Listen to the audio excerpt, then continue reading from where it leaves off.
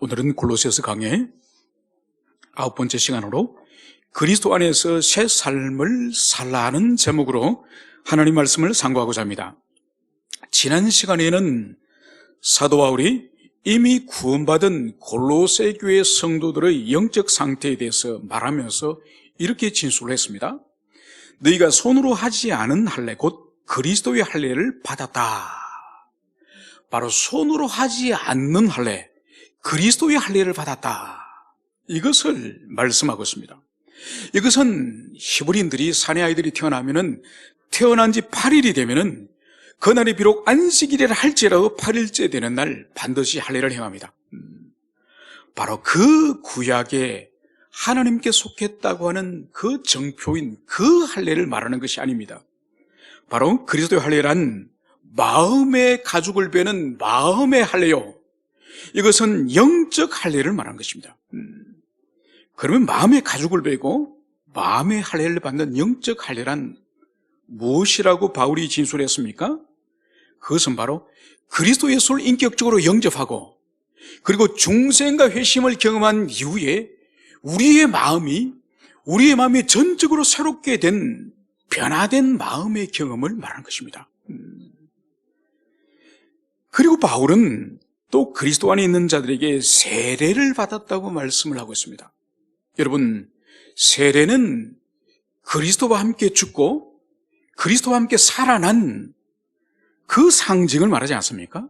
그래서 세례는 죄 사함과 함께 그리스도와의 연합이 바로 이 세례의 본질이죠.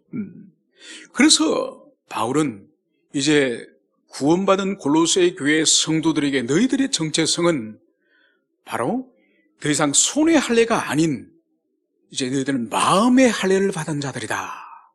그리스도의 할례를 받은 자들이다. 그리고 너희들은 이제 세례를 받은 자들이다. 이것을 지난주에 골로새 교회 성도들 향해서 바울이 그들의 정체성에 대해서 말씀을 했습니다. 이제 우리가 오늘 본문으로 돌아오면 바울은 계속적으로 이제 이 골로새 교회의 예전에 그리스도 안에 있기 이전의 상태와 이제 그리스도 안에 있는 이후에 하나님이 행하신 놀라운 은총을 진술하기 시작합니다. 오늘 13절에서는 바울은 골로새 교회 성도를 향해서 이렇게 진술합니다. 또 범죄와 육체의 무할례로 죽었던 너희를. 이 골로새 교회 성도들은 대부분 이방인들입니다. 이방인들로 구성되었습니다. 바로 이들이 그리스도 안에 있기 이전에 범죄와 육체의 무할례로 죽었던 너희라고 말씀을 하고 있는 거예요. 여러분, 우리가 신앙 안에서 사용하는 말 가운데서 죽을 수밖에 없었던 이런 말을 씁니다. 그걸 엄밀히 말해서 성경은 이미 너희들은 죽었다. 이미 너희들이 그리스도 안에 들어오기 전에, 그리스도 안에 있기 전에 이미 너희들은 죽은 생명이다. 이것을 말씀하는 거죠. 물론 이미 죽었기 때문에 이제 둘째 죽음을 통해서 영원한 죽을 그런 존재입니다. 오늘 바울은 이 영적 상태가 이미 죽었다고 말씀을 하고 있습니다. 여러분, 성경은 하나 역사서라고 할 수 있습니다. 창세로부터 해서 인류의 이 광대한 이 역사를 관통하는 것이 성경이지 않습니까?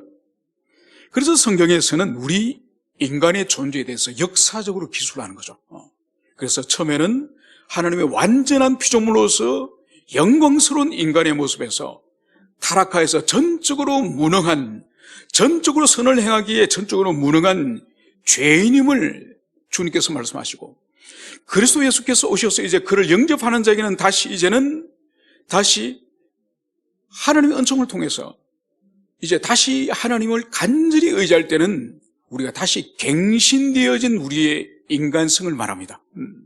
그리고 우리가 이제는 죽음 이후에는 우리가 이제는 영생을 이제는 완전히 소유할 때는 영화된 우리의 인간성을 성경이 말씀하고 있는 거죠. 그래서 우리의 인간성을 이렇게 역사적으로 주님께서 관통하시면서 말씀하시는 것처럼 바로 십계명을 하나님이 주실 때도 이 십계명을 받는 이 이스라엘 백성들에게 바로 그들의 역사적 신분인 애굽의 종되었던 너희를 이렇게 말씀하시는 거죠. 그래서 이 십계명을 받는 이스라엘 백성들이 자자손손 원래 그들이 자유인이 아니라는 것을 명백하게 주님께서 각인시키기 위해서 너희들은 원래 애굽의 종되었던 자들이다, 이것을 말씀하시는 거죠. 여러분, 그래서 그 종되었기 때문에 주님이 구원하셨고, 주님이 구원하셨기 때문에 그들이 구원의 은총을 입었기 때문에 십계명을 대할 때마다 바로 자신들이 얼마나 큰 은총을 입었는지를 기억하면서 그 말씀을 지키려고 해야 되는 것이죠. 당시 골로새 교회 성도들 대부분은 이방인 신자들이었습니다. 그래서 그들은 범죄와 육체의 무할례로 이미 죽은 사람들입니다. 여러분, 세상에는 두 종류의 사람이 있습니다. 부자와 가난한 사람, 잘난 사람과 못난 사람, 이런 두 종류의 사람이 있는 것이 아니라 살아있는 사람과 죽어있는 사람이 있다는 거죠. 여러분, 여기서 살아있다는 의미를 우리가 잘 이해해야 됩니다. 여러분, 숨 쉬고 밥 먹고 잠자고 일어나고 이런 것을 살아있다 그러고, 심장이 멈추고 호흡이 멈추고 그리고 뇌파가 멈춘 그런 사람을 죽었다는 그런 의미가 아니에요. 여기서 이 산자라는 의미는 영적으로 살아있다는 의미고, 죽었다는 의미는 영적으로 사망 가운데 있다고 하는 그 의미를 여기서 말하고 있는 것이죠. 여러분, 그렇기 때문에 영적으로 회복되어져서 중생과 회심을 한 사람들에게 있어서는 자신이 예전의 삶과, 예전이 그리스도 밖에 있을 때의 삶과 그리스도 안에 있을 때의 삶의 이 본질적인 변화된 이 마음의 갱신에 대해서 분명하게 자신이 확신을 가지고 있습니다. 오늘 주님께서는 이제 이 바울을 통해서 이 영적 사망에 있는 이 영혼들에게 하나님이 어떤 일을 행하셨는지 이제 계속적으로 말씀을 하고 있습니다. 하나님이 그와 함께 살리시고 우리의 모든 죄를 사하시고, 여러분, 하나님께서는 우리를 그리스도 예수와 함께 살리셨다고 말씀을 하고 있습니다. 바로 우리 주님이 부활하실 때에 우리가 세례를 통해서 주님이 부활에 참여함으로 우리가 주님과 함께 살아났다는 것을 우리가 지난 시간에 세례에 관해서 공부할 때 우리가 이미 살펴봤습니다. 여러분, 그래서 그리스도 안에 있는 자들, 진실로 그리스도를 영접하고 세례를 받는 자들에게는 바로 우리 영혼이 실제로 살아났음을 성경이 말씀하는 거예요. 그렇기 때문에 살아난 자들에게는 반드시 살아난 확신과 살아난 증거를 가지고 있습니다. 여러분, 그래서 지체들에게 당신이 거듭났습니까? 또 당신이 회심했습니까? 그러면 어떤 지체들은 아멘, 저는 회심했습니다, 중생했습니다, 이렇게 말하는 사람도 있지만은 어떤 사람은 저는 아직 거듭나지 않았습니다, 저는 아직 회심하지 않았습니다, 이렇게 말하는 사람도 있습니다.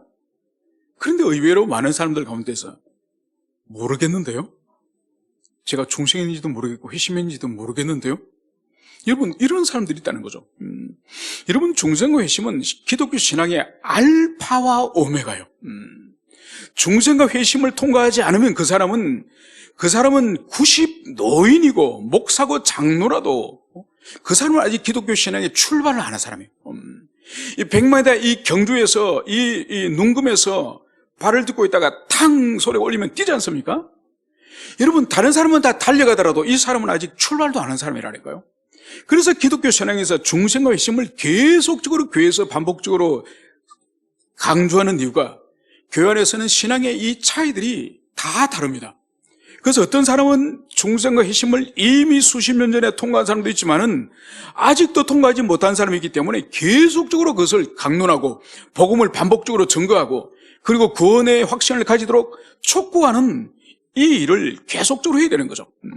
그래서 반드시 그리스도 안에서 이러한 영혼이 이제 하나님께서 살리시고 그들의 죄를 사하셨다고 하는 이 사죄의 은총이 그들에게 있다고 한다면은 반드시 영혼의 경험을 하게 됩니다. 내가 모르겠네요, 모르겠습니다, 이렇게 말이 나오지 않는다는 거죠. 그래서 예전에 하지 않던 하나님을 사랑하게 되고, 그래서 하나님의 말씀을 사랑하게 되고, 그리고 하나님의 교회를 사랑하게 되고, 또 하나님의 다른 자녀인 지체들을 사랑하게 되고, 피도 섞이지도 않고 아무런 세상에 상관관계 없는데도 그 지체의 어려움에 마음이 가고 그 지체의 기쁜 일에 함께 기뻐하고 여러분, 이 모든 것이 중생과 회심을 통해서 우리가 성령 안에서 연합되어져 있기 때문에, 성령 안에서 성령의 교통이 있기 때문에 저지체의 넘어짐이 나의 아픔이 되고 저지체의 기쁨이 나의 기쁨이 되는 이것이 우리가 한 그리스도 안에 있다고 하는 증거라는 것을, 이것을 우리가 가슴에 새기시길 바랍니다. 이어서 더 나아가서 14절에서는 우리를 거스르고 불리하게 하는 법조문으로선 정서를 지우시고 제하여버리사 십자가에 못 박으시고. 여러분, 이제 바울은 이제 이 골로새 교회 성도를 향해서 이제 이 십자가의 은총, 이 하나님의 이 은총이 구체적으로 어떤 역사가 일어나냐, 바로 법조문에선 정서를 지우고 제하여버리고 십자가에 못 박으시고.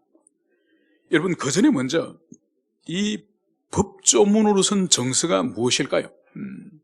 여러분, 바울 시대는 이 용어 자체는, 바울 시대는 어떻게 사용되는 거니까, 로마 시대 때도 이렇게 돈을 빌려준다든지 아니면은 갚을 돈이 없어서 자기 자신의 몸을 이제 종으로 팔거나 노예가 되는 그런 경우들이 있지 않습니까? 그때 채무정서나 노예정서가 있습니다. 그때에 이 채무정서에 내가 갑에게 1000데나리온을 빌렸다, 이걸 자기 손으로 쓰는 거죠. 아니면은 내가 이제 갑의 집에 10년을 이제 종살이를 하게 되었다, 이 노예 계약서에 작성을 합니다. 그래서 여기서 법조문으로선 정서는 바울 시대에서는 노예나 채무자가 쓰는 이 채무정서, 노예정서의 그런 의미를 가지고 있지만은, 지금 바울이 말하고자 하는 이 본문에서는 이 법조문으로선 정서는 바로 모세 율법을 말하는 거예요. 그러면은 오늘 바울이 왜 모세 율법, 하나님이 주신 이 율법을 우리를 거스르고 불리하게 하는 것이라고 오늘 진술을 할까요? 여러분, 하나님은 선하신 분이죠. 그래서 하나님이 베풀어 주시는 것들은 다 선한 것이죠. 하나님은 우리에게 악을 행하실 수가 없습니다. 그러면 하나님이 주신 율법도 선한 것인데 왜 바울은 율법을 우리를 거스르고 불리하게 하는 것이 율법이다, 이것을 오늘 바울은 수식어를 지금 사용할까요? 여러분, 이것은 이런 의미죠. 하나님은 선하시고 그래서 우리 인간에게 선한 율법을 주셨지만은 문제는 우리 인간편에 있죠. 우리 인간이 에덴에서 타락하여서 하나님을 떠나서 전적으로 타락하고 무능하기 때문에 도무지 선을 행할 수 있는 능력이 없는 거예요.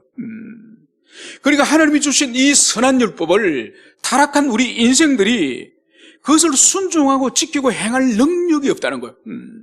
그래서 우리가 율법을 대할 때마다 어떤 율법을 통해서 어떤 우리가 반응을 받습니까? 바로 율법을 통해서 우리를 정죄하고 율법이 우리를 송사하고 우리로 하여금 죄책감을 불어주는 것이 이 율법의 이 기능이에요. 여러분, 그래서 율법의 원래의 목적은, 하나님이 모세를 통해 율법을 주신 목적은 이것을 지켜서 구원을 얻도록 주님께서 율법을 주신 것이 아닙니다. 그래서 주님께서 말씀하셨죠. 율법의 모든 것을 지키다가 하나를 범하면, 모든 것을 다 지키다가도 하나를 범하면 모든 것을 범하는 것이다. 여러분, 그러면 율법을 지킬 수 있어요, 없어요? 지킬 수 없는 거예요, 여러분. 그래서 율법을 주신 목적은 율법을 통해서 내가 율법을 지킬 수 없는 죄인이다, 그래서 자신이 지킬 수 없는 죄인임을 인정하고, 그래서 무엇을 소망한다고요? 그리스도를, 바로 율법을 지킬 수 없음을 인정하면서 피할 길인 그리스도 앞으로 달려가도록 하는 것이 이 율법의 기능. 그래서 율법을 바로 그리스도께로 인도하는 몽학 선생이다, 이렇게 성경이 말씀을 하고 있죠. 그래서 우리는 이 율법의 기능을 잘 우리가 해야 됩니다. 이것을 잘 이해하지 못할 경우에는 이 골로새 교회 성도들이 지금 일어날 수 있는 이 오류를 범할 수 있습니다. 이어서 바울은 하나님께서 그 율법을 어떻게 처리하셨는지, 이 율법을 주님께서 어떻게 처리하셨는지 이제 진술하고 있습니다. 바로 지우시고 제하여버리사 십자가에 못 박으시고. 바울은 지금 여기서 이 율법에 대해서 삼중적으로 하나의 동사를 쓰는 것이 아니라 삼중적으로 지금 말씀을 하고 있으니 지우시고 제하여버리고 못 박으시고 이거는 없애버리고 완전히 제거한다는 그런 의미인 것입니다. 여러분, 이것은 십자가 사건의 놀라운 결과, 십자가 사건이 가져온 놀라운 결과를 바울은 지금 진술을 하고 있는 것입니다. 여러분, 이 율법이 가지고 있는 인간의 죄를 지적하고 인간의 양심의 송사를 가져오고 그래서 자신은 아무런 의가 없다는 것을 인식하고 그래서 그리스도 앞으로 나오도록 그리스도 앞에 무릎을 꿇도록 하는 이 율법의 이 정죄의 이 기능, 더 이상 그리스도께서 십자가에 죽으심으로 더 이상 이러한 율법의 정죄의 이 기능은 필요 없는 것이죠. 그래서 주님이 이제는 오심으로 십자가에서 완전한 대속을 이루셨기 때문에 율법의 이런 정죄 기능을 오늘 제하여버리고 지워버리고 십자가에 못 박아버렸다. 이것을 오늘 주님께서는 말씀을 하고 있는 것입니다. 여러분, 그래서 우리는 그리스도 예수를 진실로 믿고 영접했다고 한다면 더 이상 우리는 죄책감으로부터 해방이 돼야 돼요. 여러분, 특별히 그리스도 안에 있는 사람들 가운데서도 여전히 죄책감 가운데 있는 사람들이 있습니다. 그러니까 아이러니죠, 그죠? 예수를 믿는다고 말해요. 주님의 십자가를 믿는다고도 말해요. 주님의 십자가 자신의 죄를 대속하였다고 그걸 믿어요. 입으로는 믿는다고 말하면서 여전히 내면과 양심과 자기 내면 속에 자신의 과거의 죄와 허물에 대해서 여전히 자기를 자책하는 것을 볼 수 있습니다. 어떤 어려움을 당하면은 이게 혹시 나의 과거의 어떤 죄 때문인가? 아직도 내가 회개하지 못한 죄가 있기 때문에 주님께서 이렇게 나에게 환난을 주시는가? 여전히 죄책감을 가지고 있는 그런 것을 봅니다. 여러분, 주님께서는 우리가 인격적으로 주님을 영접하고 그리스도 예수의 십자가를 굳세게 붙잡을 때에 우리가 미처 고백하지 못한, 미처 회개하지 못한 그 죄까지도 모두 주님께서 다 사유해 주시는 거예요. 여러분, 만약 우리가 우리 입으로 고백하는 것만 주님께서 용서하신다면은 우리가 3살, 4살 때 아니면 20살 때 수십 년 전에 우리가 죄를 짓고 이미 기억 속에서 망각해버린 그런 것은 기억도 못하는데 그런 죄가 남아있다는 말입니까? 그러면 주님의 십자가의 대속이 불완전한 것이죠. 우리가 믿음으로 주님을 영접할 때에 우리가 기억을 하든 기억을 못하든 과거에 지었던 지금 현재적으로 짓고 있던 또 장래적으로 지을 죄든 초시간적으로 주님께서는 사유하심을 허락하시는 거죠. 이것을 우리가 굳세게 붙잡을 때에 우리가 지나간 우리의 오류를 진실로 주님이 용서하셨다는 것을 믿을 때에 바로 이 정죄감으로부터 자유할 수 있다는 것을, 이것을 여러분들이 가슴에 새기시길 축원합니다. 우리는 이미 1장 16절에서 이제 왕권과 주권과 통치자들과 권세들은 이 지상에 있는 왕들이나 또 권세자를 지칭하는 것이 아니라고 이미 1장 16절에서 우리가 살펴봤습니다. 그래서 여기서 주권자나 통치자나 이 권세자들은 이 천상에 있는 영적 피조물을 말하는 거예요. 천사들을 말하는 거예요. 그리고 이 본문에서, 지금 골로새서 이 본문에서는 바울이 말하는 바로 이들은 천사들 가운데서도 악한 천사를 말하는 거예요. 사탄을 비롯하여서 악한 천사들을 이 통치자들과 권세자들이라고 이렇게 언급을 하고 있습니다. 그런데 이들을 오늘 그리스도 십자가를 통해서 오늘 어떤 결과를 가져왔다고요? 바로 무력화하여 드러내어 구경거리로 삼으시고 십자가로 그들을 이기셨느니라. 여러분, 하나님께서 그리스도 예수 십자가를 통해서 사탄과 악한 천사들을 패배시키고 무력화시키고 또 그들 세상의 조롱거리로 삼으셨다. 이것을 오늘 여기서 말씀을 하고 있습니다. 여러분, 오늘 여기서 바울이 지금 이 십자가의 이 결과로, 주님의 십자가의 결과로 영적 세계에 어떤 일이 일어났는지를 오늘 설명을 하면서 이것을 로마 시대 때 전쟁의 결과로서 로마 제국이 온 세계를 가면서 거의 모든 나라와 민족을 다 정복하지 않았습니까? 로마 제국이 패한 유일한 나라가 파르티아 제국이에요. 그러니까 티그리스 유브라데스 강 너머에 있는 그 파르티아 기마병들에게만 유일하게 졌고 모든 민족을 다 정복하지 않았습니까? 그때 정복할 때 반드시 전쟁터 나간 이 게선 장군이 하는 일이 있습니다. 로마 시민들이 막 환호를 하면서 향을 피우고 꽃을 뿌릴 때에 이때 게선 장군이 백마를 타고 들어오면서 이 게선 장군 뒤에 정복한 나라의 왕이나 정복한 나라의 그 군대의 장수를 옷을 모두 빨가벗겨서 묶어서 끌고 오는 거예요. 그러니까 잠시 좀 하더라도 그 사람은 한 나라의 왕이었습니다. 왕이 사람을 모두 벗겨서 그 모욕감과 수치감을 주는 거죠. 여러분 사사기 1장에 가면은 이제 이스라엘 12지파가 이제 각각의 자기 영역에 자기 영토를 정복하는 전쟁이 있습니다. 그때 유다 지파가 1장에 보면은 베색이라고 하는 지방에 가서 그 지방을 다스리는 아도니 베색이라는 사람을 왕을 잡습니다. 그래서 이 사람을 포로로 잡아오는데 어떻게 하느냐? 이 사람의 엄지발가락과 엄지손가락을 칼로 자릅니다. 여러분 엄지발가락, 엄지손가락을 자르면은 사람이 걷지를 못해요. 기어다닙니다. 그리고 손으로 이렇게 이 엄지손가락이 없으면은 손으로 물건을 잡을 수 없어요. 그래서 사사기 1장에 보면은 이 아도니베섹을 개처럼 기어다니면서 음식을 먹게 하였다고 성경에 기록되어 있습니다. 그래서 전쟁에 패배한 이 패상이나 이 패배한 나라의 왕을 옷을 벗겨서 개처럼 끌고 다니듯이 바로 사탄이 십자가 예수의 그 보혈의 효과를 통해서 오늘 완전히 무장해제를 당하고 또 하나님의 백성들과 교회 앞에 이제는 수치를 당하게 되었다는 것을 오늘 바울은 진술하고 있습니다. 그러면 우리가 이렇게 생각을 할 수 있습니다. 아니, 여전히 사탄이 우리에게 왕노릇하는 것 같기도 하고, 여전히 사탄이 우리를 장악하고, 여전히 우리가 죄의 지배 아래에서 살아가는데, 아니 어떻게 주님의 십자가를 통해서 어떻게 사탄이 모든 무장해제를 당하고 마치 벌거벗김을 당하듯이 수치와 모욕을 교회로 하여금 당하고 있느냐? 여러분, 이게 성경이 말하는 진리예요. 이미 사탄은 허리뼈가 부러지고 그리고 그의 주도적인 능력은 상실한 거예요.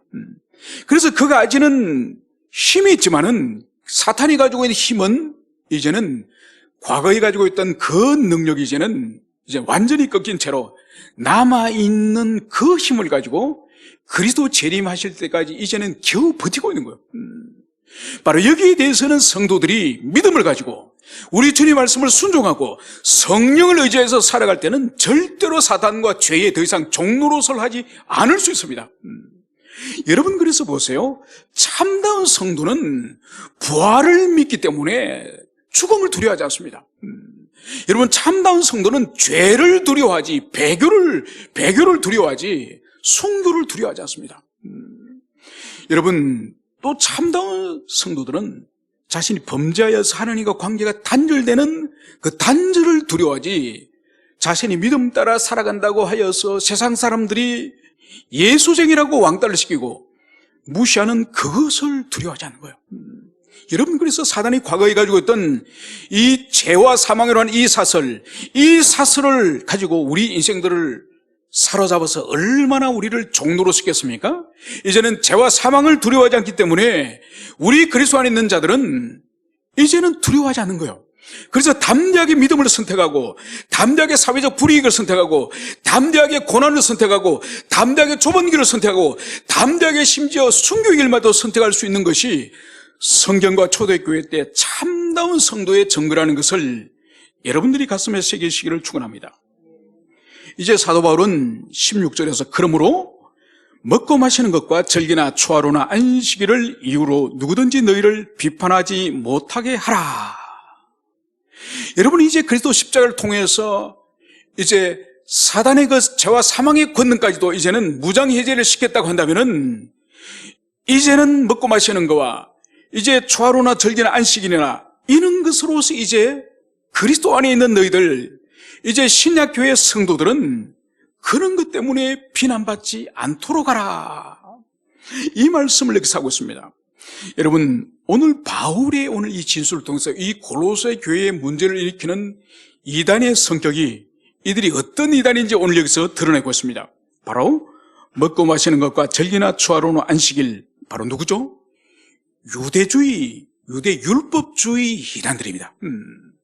바로 이들이 여전히 이 신약 교회 안에서 어떤 음식은 부정하여 먹을 수 없고, 어떤 음식은 정결하면서 먹을 수 있고, 또 어떤 사람은 이 포도주를 입에 대서는 안 되고, 또 씻지 않는 더러운 그릇에 먹어서 안 된다.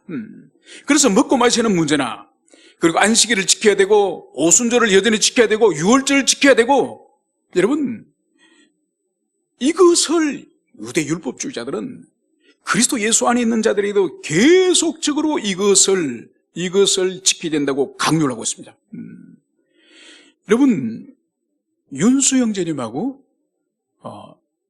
세가족 공부를 지금 하고 있는데 지금 9번을 했습니다. 9번을 했는데 어제 토요일마다 지금 하고 있는데 우리 윤수 형제님이 이단에 관심이 많습니다.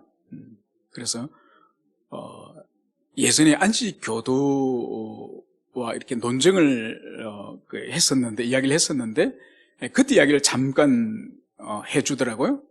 안식교는 지금도 토요일 날 자신들의 예배를 드리지 않습니까?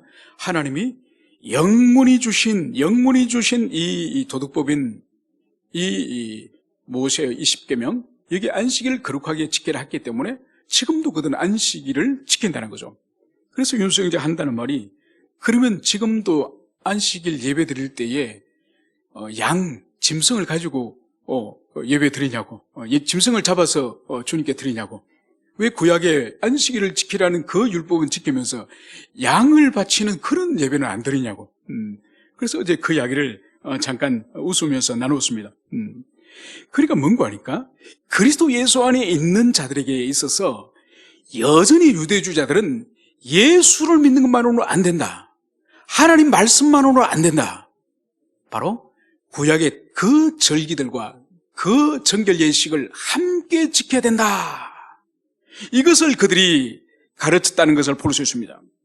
바로 바울은 이 골로새 교회에 있는 이 유대 율법주의자들, 이 율법주의자들 어떻게 그들이 가르친 것을 바울은 어떻게 해석을 하느냐, 그들의 가르침을 이렇게 말씀을 하고 있습니다. 이것들은, 즉 음식에 관한 이 정결 예식과 날에 관한 이 규례를 말하는 거죠. 이것들은 장래일의 그림자이나 몸은 그리스도의 것이니라. 여러분, 구약의 이 율법과 음식을 무엇을 먹을 수 있고 무엇을 먹을 수 없고, 또 이 날이 거룩한 날이고 또 저 날이 거룩한 날이고, 여러분, 이 날에 관한 이 모든 규례는 장래일의 그림자에 불과하다는 거예요. 구약의 율법에 규정된 이것들이 그림자에 불과하고, 몸, 즉 실체는 누구냐? 실체는 그리스도니라. 여러분, 구약의 모든 그런 율법이 지향하는 방향을 가르치는 한 분, 그 한 분이 바로 그리스도 예수예요. 이미 주님은 오셨고, 이미 고난 당하셨고, 이미 십자가 죽으시고 부활하셨고, 하늘로 이미 주님은 승천하셨어요.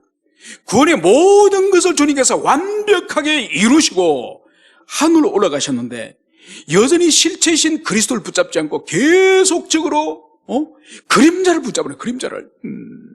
그래서 바울은 그것은 장래의 그림자에 불과하다, 이제 몸이신 실체이신 주님이 오셨다. 여러분, 이것을 여기서 말씀하고 있습니다. 여러분, 그래서 예수님도 직접 친히 이렇게 말씀하셨습니다. 마가복음 2장에서 안식일은 사람을 위하여 있는 것이요, 사람이 안식일을 위하여 있는 것이 아니니. 여러분, 안식일은 우리 인간의 복지를 위해서, 우리 인간의 복리를 위해서 하나님이 선물로 주신 거예요. 우리 인간이 안식일을 위해서 우리 인간이 존재하는 것이 아니에요. 우리 예수님이 친히 말씀하셨습니다. 그리고 인자는 안식일의 주인이라. 여러분, 안식일의 주인, 오순절, 유월절, 초막절, 다 그 주인이 우리 주님 자신이라는 거. 우리 주님이 오셨는데 그림자를 붙잡으라고 이 말하는 이것은 심히 어리석은 거죠. 그래서 바울은 그들이 말하는 것은 그림자다, 실체이신 예수님이 이미 오셨다, 이것을 바울이 지금 진술을 하고 있습니다. 그리고 더 나아가서 이 골로새 교회의 또 다른 이 율법주의 이단 외에 또 다른 골로새 이단을 오늘 바울은 지적을 하고 있습니다. 바로 18절에 아무도 꾸며낸 겸손과 천사 숭배를 이유로 너희를 정죄하지 못하게 하라. 여러분, 오늘 바울이 여기서 진술할 때에 이 또 다른 이단들이 누군가니까 바로 천사 숭배자들. 그런데 여기서 천사 숭배를 말하면서 나란히 꾸며낸 겸손과 천사 숭배. 여러분, 꾸며낸 이 겸손이라는 것은 진실로 겸손하다는 뜻이 아니겠죠? 이거는 위선을 떠는 바로 가장된 그런 겸손을 말하겠죠? 여러분, 이것이 이 천사 숭배와 무슨 상관이 있을까요? 여러분, 상관이 있습니다. 여러분, 이 천사 숭배자들의 그들이 천사를 숭배하는 논리가 있는 거예요. 그 논리가 뭐냐? 바로 자신은 하나님께 직접 나가기로는 너무 더러운 죄인이라는 거죠. 너무 더러운 죄인이고 부족하기 때문에 천사를 숭배함으로 천사를 통하여서 하나님께 예배하겠다는 거예요. 왜냐하면 신약이나 구약이나 이 천사가 하나님 곁에서 가장 가까이서 섬기는 그런 영적 피조물인 것을 알고 있지 않습니까? 그래서 그 천사를 숭배함으로 하나님과 가까운 천사를 통해서 하나님께 예배하겠다는 거예요. 왜냐? 자신은 너무 더러운 죄인이기 때문에. 여러분, 이것은 이미 틀린 문제예요. 바로 왜냐하면 성경은 우리 주님이 십자가에서 운명하실 때 지성소 휘장이 찢어졌다고 성경이 말씀하고 있습니다. 그래서 이제는 이 성소와 지성소로 가로막은 휘장이 찢어짐으로 모든 그리스도 안에 있는 자들이 누구의 중보도 없이 바로 하나님께 나갈 수 있는 그런 자녀의 권세를 우리가 얻은 거예요. 이미 자녀의 권세를 주셨는데 그 자녀의 권세를 사용하지 않고 천사를 이용하겠다는 거예요. 천사를 숭배하겠다는 거예요. 그리고 히브리서 1장에서도 천사는 하나님의 피조물이요, 하나님의 부리는 영이요, 또 후사 즉 우리 그리스도 안에 있는 하나님의 자녀들을 섬기는 종에 불과하다고 말씀하는 거예요. 그러므로 여러분, 천사는 숭배 대상이 아니에요. 그래서 사도 요한이 요한계시록에서도 천사 앞에 엎드리니까 천사가 뭐라 그러죠? 일어나라. 나도 너희와 같이 하나님을 섬기는 종에 불과하다. 일어나라. 여러분, 그러지 않습니까? 그런데 이 천사를 숭배한다면 이것은 뭔가요? 명백한 우상 숭배죠. 이어서 바울은 이 천사 숭배자들의 이 문제점을 지적을 하고 있습니다. 그 문제점이 바로 뭐죠? 그가 그 본 것에 의지하여 그 육신의 생각을 따라 헛되이 과장하고. 여러분, 이 천사 숭배자들의 가장 큰 두 가지 문제점을 여기서 볼 수가 있습니다. 첫 번째 뭐냐? 그가 그 본 것을 의지하고. 여러분, 우리 신앙은 하나님과 하나님의 말씀을 의지해야 되는 거예요. 우리 개인적인 어떤 사유나 어떤 철학적인 사색이나 어떤 신학적인 그런 논리보다 본질적으로 하나님이 주신 계신 성경에 우리는 성경에 근거해서 신앙생활하고 삶을 살아야 되는 거죠. 그래서 우리는 끊임없이 하나님과 하나님의 말씀을 의지해야 되는데 이 천사 숭배자들이 지금 의지하는 것이 바로 뭐라고요? 그들의 본 것을, 그들이 체험한 것을, 여러분, 그들의 주관적인 체험을 지금 하나님의 말씀보다 지금 위에 둔 거예요. 여러분, 그래서 이 자기의 주관적으로 체험한 이 본 것이 지금 어느 위치에 있다고요? 우상의 위치, 우상의 위치. 하나님의 위치에 있는 거예요. 여러분, 그래서 이 천사 숭배자들은 천사를 숭배했기 때문에 우상 숭배자일 뿐만 아니라 자기 체험을 숭배하기 때문에 자숭배자라고도 할 수가 있습니다. 그리고 이제 이들의 두 번째 큰 문제점이 바로 그 육신의 생각을 따라 헛되이 과장을 하고. 여러분, 이들의 가장 큰 문제는 자기 체험을 있는 그대로 받아들이기보다는 그 체험 자체도 지금 과장화해서 부풀린다는 것을 여기서 오늘 바울은 지적을 하고 있습니다. 여러분, 이 체험주의자들은 2000년이 지났지만은 바울 시대 때 보여주었던 이들의 이 모습이나 2000년이 지났지만은 지금 하등에 변한 것이 없습니다. 여러분, 바울이 고린도후서 12장에서 삼청천을 경험한 것을 간단하게 진술합니다. 그래 자신이 삼청천에 갔던 것을 진술하면서 그것을 계속 진술하잖아요. 계속 진술하지 않으면서 바울이 뭐라고 말하느냐? 바로 사람들이 내게 보고 들은 것 이상으로 나를 평가할 것 같아 내 자랑을 그만두노라. 여러분, 오늘날 CT에서나 CBS나 이 기독교 관련되는 방송을 보면은, 유튜브를 보면은 간증이 얼마나 많은지 모릅니다. 간증이 얼마나 많은지 몰라요. 여러분, 낙원을 직접 경험한 바울도 자신이 삼청천에 간 것만 이야기하지 거기서 누구를 만나고 무엇을 본 것은 일체 말하지 않는 거예요. 왜? 내가 그것을 간증을 하면은, 내가 말하면은 내 말을 듣고 내가 말한 것 이상으로 나를 평가할까 봐, 나를 높일까 봐 싶어서 내가 자랑을 멈추노라. 여러분, 이것이 성령 충만한 바울의 자신의 간증을 절제하는 이유예요. 여러분, 교회 강단에 소위 말해서 간증이 언제 시작이 된지 아십니까? 이건 20세기 들어와서 시작됐어요. 2000년 교회 역사 동안에 강단에서 하나님 말씀이 아닌 개인의 종교적 체험, 개인의 종교적인 주관적인 경험을 강단에서 전한 것은 20세기 들어온 거예요. 이것은 미국에서 시작된 오순절 계통, 순복음 계통에서 뜨거운 그런 성령의 은사와 체험을 경험했다고 말하면서 그것을 사람들에게 알리면서 이 간증이 시작된 거예요. 여러분, 2000년 교회 역사 동안에 이 간증이라는 것은 일찍이 없었던 거예요. 이거는 바울 자신도 삼청천의 경험을 했지만은 성도들의 것을 말하기를 절제하고 자기 마음속에만 간직하는 거예요. 여러분, 그래서 간증하는 것을 매우 두렵게 생각이 돼요. 이것을 부풀리거나 과장하기 쉽기 때문에 자기 가슴에만 간직하는 것이 이것이 간증이지, 이것을 떠벌리기 시작하고 이 교회 저 교회를 다니면서 이것을 말하기 시작하면은 마치 눈덩이가 이제는 구르듯이 없는 말들을 지어내고 만들어내기 아주 쉬운 거예요.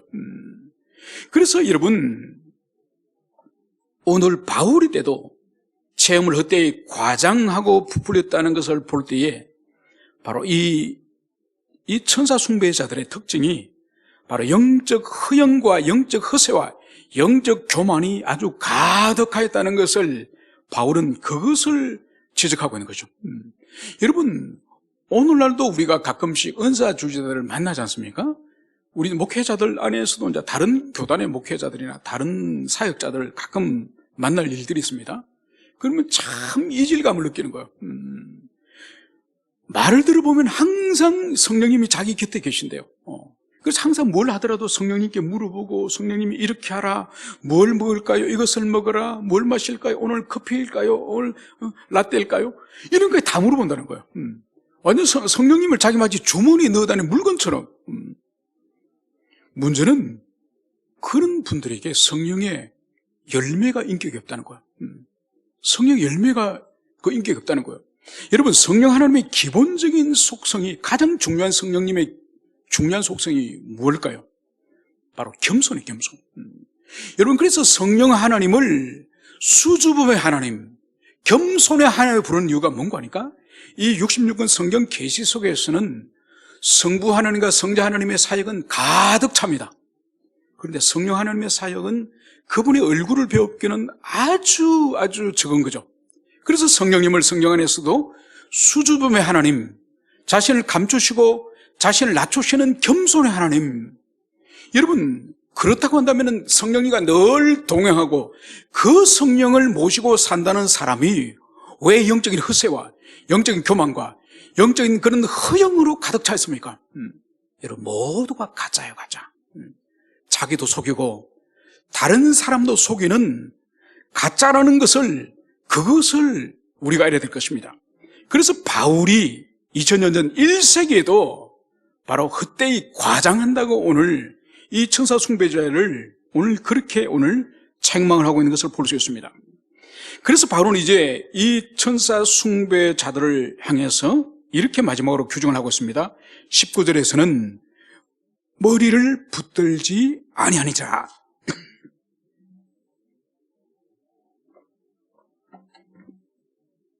여러분, 이 천사 숭배자들이 지금 얼마나 위험한 존재인지 바로 머리를 붙들지 아니한다. 여러분, 머리가 누구신가요? 몸된 교회의 머리가 누구신가요? 우리 주 그리스도 예수예요. 그죠? 이 천사 숭배자들은 일찍이 제가 말씀드렸던 것처럼 이미 하나님이 아니라 천사를 숭배함으로 우상 숭배자고, 자기 체험을 숭배함으로, 자기 체험을 붙들므로, 그 체험을 과장함으로 말미암아서 자아를 숭배하는 자를 말씀드렸죠. 그죠? 그래서 바울은 이 천사 숭배자 이들을 바로 머리를 붙들지 아니한다. 머리이신 그리스도께 이 사람들은 붙들지 않는 거예요. 여러분, 그리스도를 붙들지 않으면은, 신앙생활을 한다면서 예수님을 붙들지 않으면 자기를 붙들고 천사를 붙들고 과연 그 사람 속에 영생이 있을까요? 그 사람이 영적으로 자라갈 수 있을까요? 성장할 수 있을까요? 바울은 지금 이 천사 숭배자들이 그들에게 생명이 없음을, 그들이 영생이 없음을 지금 이 골로새 교회 성도들에게 지금 이것을 고발하는 거예요. 그래서 그들의 가르침으로부터 떠나고 그들의 가르침을 벗어나고, 왜냐하면 주님의 십자가는 모든 것을 성취하여서 더 이상 더할 것도 없고 뺄 것도 없는 완벽한 속죄를 이루었기 때문에 주님 한 분으로 충분하다, 성경 하나로 충분하다, 이것을 오늘 바울은 강론하고 있는 것을 볼 수 있습니다. 이제 다음 시간에 계속적으로 이 골로새 교회를 향해서 이 바울의 피 끓는 이 애절한 이 강구를 계속적으로 살펴보도록 하겠습니다. 함께 기도하시겠습니다.